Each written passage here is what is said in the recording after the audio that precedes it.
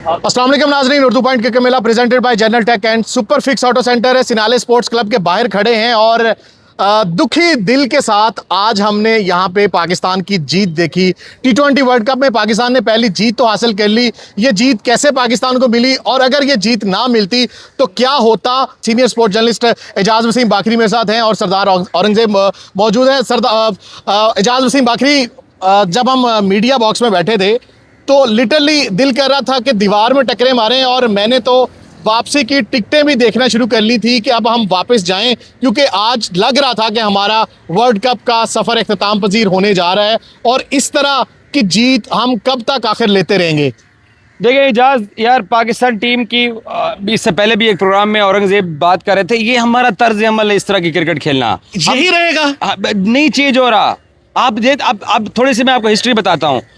2022 के ऑस्ट्रेलिया में होने वाले T20 वर्ल्ड कप में हम जिम्बाब्वे के हाथों पेले गए थे, ऐसा ही पर्थ में। और उसके बाद ठीक है 2023 में हमने इंडिया में जो वर्ल्ड कप खेला, कदरे बेहतर क्रिकेट खेली, बड़ी टीमों से हार गए, लेकिन 24 में अमेरिका से हार गए, बाहर हो गए। ठीक है 25 के अंदर ट्राई नेशन में एक दफा में जिम्बाब्वे ने हरा दिया और फिर एशिया कप उसके ट्राई नेशन के बाद हुआ, जहां पे हमारी आप हालत देखिए कि हमारी ये हालत हो गई थी कि हम UAE और बांग्लादेश के खिलाफ बहुत मुश्किल से जाकर मैचेस जीते हैं। और उस वक्त सिनारियो पूरे मुल्क के अंदर क्या था कि बाबर आजम जो है वो मुगल आजम मसीहा हैं, पाकिस्तान क्रिकेट के अंदर ले आए। हमने भी उनकी 4 साल तक तारीफें की हैं, ठीक है, जब तक वो अच्छा था।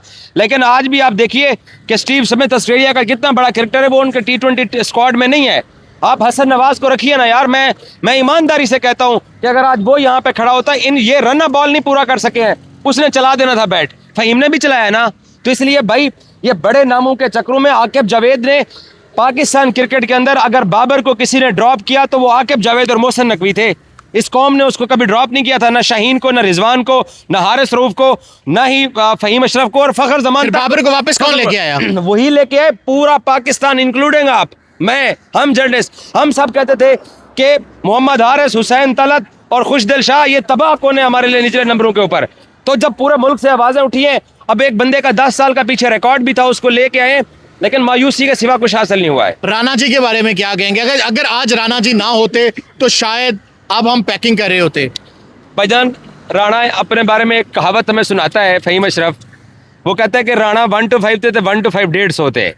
अगला वो जुमला सुनाता है कि राणा एम्बुलेंस थे तो एम्बुलेंस मोटरवे थे। आज वो वाली हालत नहीं, अल्लाह ने बचा लिया है, इसलिए राणा आज 150 पे 1 to 5 चला के अनबिलीवेबल हिटिंग, और जिस सरकमस्टांसेस के अंदर शादाब और नवाज आउट हुए हैं आप और जो टेरिबल ओवर शाहीन ने खेला है 18वां, तबाहकुन, कोई गेम अवेयरनेस नहीं है भाई। 9 गेंदें खेली हैं भाई, हाथ जोड़ के इस दुनिया के अंदर हर चीज की रिप्लेसमेंट है, हर चीज की रिप्लेसमेंट है भाई। शाहीन को बिठा के नसीम के ऊपर आप चले जाओ, कम से कम नसीम में इतनी अवेयरनेस तो है, वो इन्होंने अपनी बॉलिंग से इतने मैचेस नहीं जितवाए जितना नसीमा अपनी बैटिंग से जितवा चुका है। बिल्कुल ऐसा ही है, तो वो कम से कम सिंगल तो लेता। बराबर अल्लाह ने भरम रख लिया है, लेकिन खुदा के लिए अब ये बात करेंगे कि माइक हेसन और आगा जो है ये उनके लिए आई ओपनर होना चाहिए।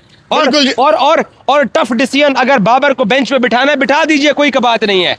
उस्मान तारिक को लेके आयो, खिला दो ना यार उसको। आज भी तो उनके 12-13 रन के बस 4-5 विकेटें गिर पड़ी हैं, जब एकदम से लपेटा इन्होंने डाला उनको, तो वो 20 रन पे 5 विकेटें उनकी गिरी है।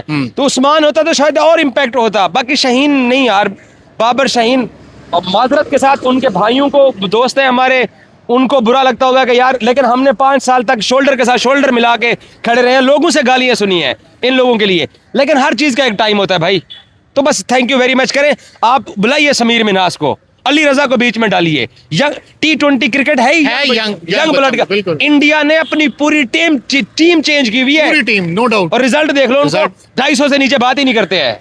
ऐसे ही है। सरदार साहब, आप भी उस प्रेस कॉन्फ्रेंस में मौजूद थे। सलमान अली आगा ने कहा कि हमने बाबर आजम को, आपने शायद सवाल किया ये हमारे कोलीग ने, कि बाबर आजम को कैसे आप जस्टिफाई करेंगे, उनके बारे में हमेशा बात होती है। उन्होंने बड़ी एग्जांपल्स दी कि 10 साल उनकी सर्विस है, लेकिन एक बात और उन्होंने कही कि भाई उनको एक ख़ास रोल दिया गया है और उस रोल के तहत वो टीम में शामिल हैं। आपको आज उनका वो रोल नज़र आया? देखिए, बहुत अफसोस हुआ, बाबर आजम जैसा प्लेयर जिसने इतने ज़्यादा रन्स किए, और सबसे बड़ी बात यह है कि पूरी दुनिया के अंदर बाबर आजम की फैन फॉलोइंग है, पाकिस्तान में तो है ही है। उस जैसे बंदे को ये अवेयरनेस होनी चाहिए। अगर बाबर आजम किसी अच्छी बॉल पे आउट होते तो जस्टिफाई था, क्रिकेट में आउट है और आउट हो जाता है। जो वो शॉट खेल के आउट हुए उस पर मुझे बहुत अफसोस हुआ कि जो आपको रोल दिया गया था, और जब बाबर आजम 5वीं विकेट आउट हुए तो उस वक्त रन बॉल रन चाहिए थे। उस वक्त आपने सिर्फ विकेट के ऊपर खेला होना था, कोई उसमें साइंस नहीं थी, और बाकी काम बाकी लोगों ने कर देना था, जिस तरह राणा फ़हीम अशरफ ने किया। बाबर आजम अगर खड़े होते तो नवाज बड़े दिल से खेलते, शादाब बड़े दिल से खेलते, इवन शाहीन शाह आफरीदी हो सकता है बेहतर खेल सकते, मगर मुझे समझ नहीं है कि बाबर आजम की ये शाट कर। और जो लोग बात कर रहे हैं, जो उनको ड्रॉप करने की बात कर रहे हैं, जो सलमान अली आगा ने कहा था कि अगर वो हमारे प्लेइंग 11 में फिट नहीं होते तो उनको ड्रॉप करने में मैं हिचकिचाऊंगा नहीं, तो आज बाबर आजम ने ये प्रूव कर दिया है शायद अनफॉर्चुनेटली, तो वो T20 के अंदर इस नंबर पे वो फिट नहीं होते। बेंच स्ट्रेंथ पे ऊपर अगर देखें, फ़खर जमान बैठे हुए हैं, अगर ख्वाजा नाफे बैठे हुए हैं, तो बाबर आजम को ये चाहिए था, ये सूटेबल था। अगर तो ये होता ना कि आपने 200 रन चेज करने हैं, अगर 10 की एवरेज से करने हैं, तो बाबर आजम ऐसा शॉट खेल के आउट होते तो मैं कहता यार क्योंकि रन थे, लेकिन रन जो थे वो बाबर आजम को सूट कर रहे थे। यही तो स्ट्राइक रेट है बाबर आजम का, यही बाबर आजम की खूबी है कि वो रन बॉल बहुत अच्छे तरीके से खेलते हैं, स्ट्राइक रोटेट करते हैं, डॉट बॉल ही नहीं खेलते। अगर वो बाबर आजम जस्टिफाई नहीं कर सकते तो मेरा ख्याल है कि अब शायद वो वक्त आ गया है कि जिस तरह एजाज वसीम बाकरी साहब ने कहा कि अब हमें देखना चाहिए, हमें नामों के पीछे नहीं जाना चाहिए कि शाहीन शाह अफरीदी क्या है, बाबर आजम क्या है, और बिल्कुल इनसे ये पूछा जाना चाहिए, इनसे ये सवाल होने चाहिए कि भाई आपका जो रोल था आपने पूरा किया। शाहीन शाह अफरीदी से ये सवाल होना चाहिए कि राणा फ़हीम अशरफ दूसरी तरफ खड़ा है तो आप 4 बालें डॉट क्यों खेल रहे हैं और हर बॉल पे आप घुमा क्यों रहे, आप सिंगल लेके दो ना, उसका काम करेगा। मगर नहीं, चूंकि हीरो मैंने बनना है, छक्का मैं मारूंगा, हीरो में बनूंगा। मुल्क के लिए इन्होंने कुछ नहीं सोचना, पाकिस्तान के लिए इन्होंने कुछ नहीं सोचना, इनका सिर्फ दिमाग ये है, जहन ये है, माइंड सेट ये है कि आपने 1-2 छक्के मारो, अपनी गेम बनाओ। 18वें 2 ओवर में 20 खा के 23 खा के फिर 19वें ओवर में आ गया, दो ना 19वां ओवर क्या नाम है साइम को जिसने 2 विकेटें ली हैं, मगर चूंकि सबकी आपस में सेटिंग होती है, सबने आगे देखना था कि अब ये टाइम है, आओ खाओ विकेटें। अब वो जस्टिफाई करके आओ सर, को ओवर दिया, उसने विकेट ले ली क्योंकि वो 7-8। तो ये जो चीजें, इन चीजों से बाहर आना पड़ेगा, देखना पड़ेगा कि कौन परफॉर्मर है, ये नहीं देखना पड़ेगा कि कौन कितना बड़ा नाम है और किसका तल्लक किसके साथ है। मेरे ख्याल में जब तक ये नहीं देखेंगे तो ये 2020 से लेके हम क्रिकेट के अंदर इसी तरह आप हारते हुए आ रहे हैं, इसी तरह जिल्लत अमेज शिकस्त हमें होती हुई आ रही हैं। और आज ये मेरे ख्याल में पाकिस्तान की क्रिकेट की सबसे बड़ी जिल्लत अमेज शिकस्त होती, क्योंकि इंडिया के खिलाफ हम खेल नहीं रहे और पहले मैच के बाद ही हमने टूर्नामेंट से आउट हो जाना था। तो ये सारी चीजें इनको देखनी चाहिए। बिल्कुल, आप देखें जीत के बावजूद बीइंग अ स्पोर्ट जर्नलिस्ट हम कितने दिनों से बात कर रहे थे पाकिस्तान टीम के पीछे पीछे, हम बढ़के मार रहे थे, हमने फलां के साथ बाइकाट कर दिया, हम इंडिया के साथ नहीं खेलेंगे। अपनी टीम के बलबूते पे हम बढ़ के मार रहे थे। अपनी टीम जो उस टीम की बातें कर रहे थे जो अभी कुछ दिन पहले माइटी ऑस्ट्रेलिया को 3-0 से हरा के आई है, ये वही टीम है। आज एक एसोसिएट टीम के अगेंस्ट, नेदरलैंड के अगेंस्ट हमने जो जीत हासिल की है, मुझे लगता है उस जीत पर भी शर्मिंदगी फील हो रही है। दुरुस्त कहा आपने, ऐसी जीत का कोई फायदा नहीं है। और ये जीत सबको पता है कि पता नहीं किसकी दुआ थी। अब राणा फ़हीम अशरफ साहब को वो जो कैच छूटा उसके बारे में कोई बात इसलिए नहीं करेगा कि अब वो चूंकि पाकिस्तान मैच जीत गया, अगर वो लाइफ लाइन अगर ना मिलती तो यकीनी तौर के ऊपर पाकिस्तान का ये मैच जीतना नामुमकिन था। उसके बाद राणा फ़हीम अशरफ ने 2 छक्के और फिर 1 चौका लगाया, गालिबन 3 छक्के लगाए शायद। तो ये कोई नहीं देखता कि वो कैच जो था वो जो छूटा है उसकी वजह से हम मैच जीत गए, वो एक मुआवजा हो गया कि ऐसा राणा फ़हीम अशरफ फिर खेल गया। लेकिन ये थिंक टैंक को सोचना चाहिए कि ये आज कोई पहला वाकया नहीं है, ये 2022-23 हो चुका है, बल्कि 20 से अगर मैं कहूँ सरफराज की कप्तानी के बाद से लेके इसी तरह के मैच खेलते हो रहे, यही प्लेयर थे, यही खिलाड़ी थे।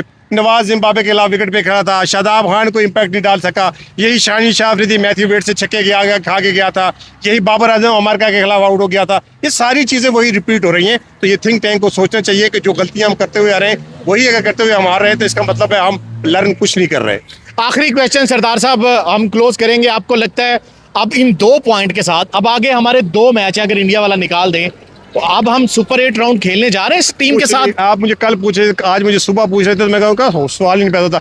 मैं कुछ नहीं कहूँगा भाई, क्योंकि जिस तरह की परफॉर्मेंस है, हमारा मैच यूएसए के साथ है, यूएसए इंडिया में 2 दफा 200 कर रहे हैं। एक दफा इंडिया के खिलाफ 200 न्यूजीलैंड के साथ और दूसरी दफा न्यूजीलैंड के। अगर ये परफॉर्मेंस आपकी रही और आपकी अगर परफॉर्मेंस ये आपको पता है तो आप टॉस जीत के पहले बैटिंग करें ना, जो आपकी स्ट्रेंथ है। 200 करना है तो मैं दुआ ही कर सकता हूं कि पाकिस्तान जीते, इससे ज्यादा कुछ नहीं कह सकता। चलें जी, बहुत शुक्रिया। लेट्स सी पाकिस्तान अब आगे क्या करता है। एक जीत तो पाकिस्तान को बमुश्किल मिल गई, सनसनीखेज मुकाबला था, लेकिन वो पाकिस्तान ने खुद जान के उसको सनसनीखेज बनाया और बमुश्किल, अगर वो राणा फ़हीम अशरफ एक एक्स्ट्रा ऑर्डिनरी क्रिकेट ना खेलता, 1 ओवर में 24 रन ना बनाता, तो शायद आज हम जिल्लत अमेज शिकस्त का सामना करके वापस का सफ़र कर रहे होते। लेट्स सी अब पाकिस्तान अगले 2 मैच कैसे खेलते हैं और पाकिस्तान को अब सुपर 8 राउंड के लिए कैसे क्वालिफाई करना। मैं यहाँ से आपको अपडेट देता रहूँगा। अगली वीडियो तक के लिए इजाज़त दें, अपना बहुत ख्याल रखें, अल्लाह हाफिज़।